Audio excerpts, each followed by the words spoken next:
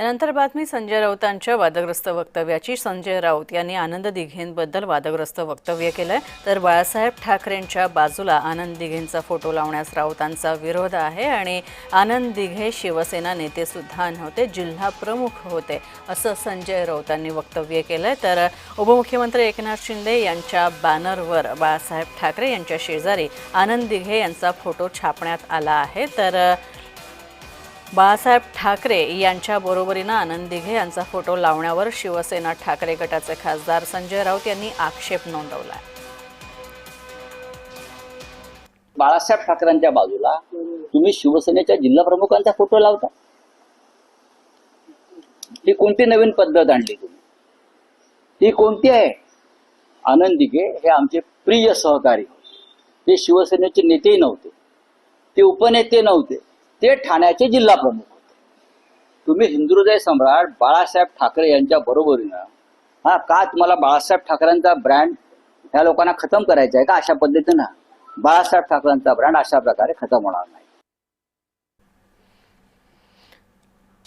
तर पाहुयाच या संदर्भात अधिक अपडेट्स जाणून घेऊयात। आमचे प्रतिनिधी कुणाल भुईटे ठाण्यावरून आमच्यासोबत जोडले गेलेले आहेत, थेट जाऊयात।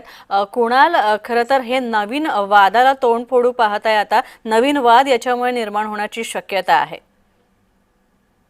नक्कीच स्नेहा, नवीन वाद तर निर्माण झालेलाच आहे। ठाणे हे आनंद दिघे यांना श्रद्धास्थान मानणारं जिल्हा आहे, कारण यामध्ये बरेच शिवसैनिक हे आनंद दिघे यांना श्रद्धास्थान मानतात आणि याचवरून आता संजय राऊत यांनी केलेल्या वक्तव्यावरून पडसाद पडलेले देखील पाहायला मिळाले। सकाळीच ठाण्यातील आनंद आश्रम, ज्या ठिकाणी आनंद दिघे हे कार्यभार आपला चालवत होते, त्या ठिकाणी देखील निदर्शनं झाली। त्यानंतर संजय राऊत यांचा पुतळा देखील जाळण्यात आला।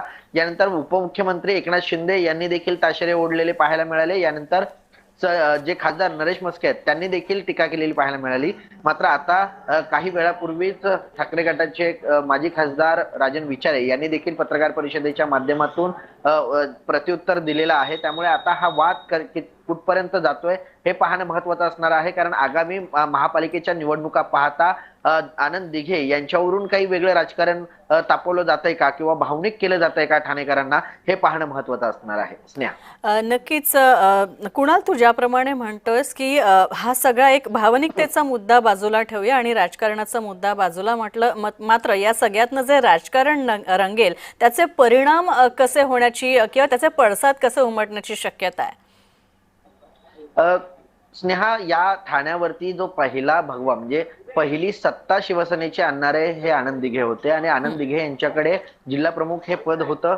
आनंद दिघे यांनीच शिवसेनेला उभारी या ठाण्यामध्ये दिलेली पाहायला मिळाली आणि आनंद दिघे यांच्या नंतर एकनाथ शिंदे मग यानंतर पुढचा कारभार आपल्याला सांभाळताना पाहायला मिळतात। मात्र आनंद दिघेंच्याच अवतीभोवती हे ठाण्याचं राजकारण फिरत असतं, त्यामुळे कुठेतरी भावनिक केलं जाईल ठाणेकरांना आणि या भावनिकतेच्या आधारावरती ही निवडणूक रंगवली जाईल। राजकारण याच गोष्टीवरून म्हणजे आनंद दिघे यांच्याच गोष्टीवरून हे राजकारण तापण्याची शक्यता आगामी स्थानिक स्वराज्य निवडणुकीमध्ये वाटते।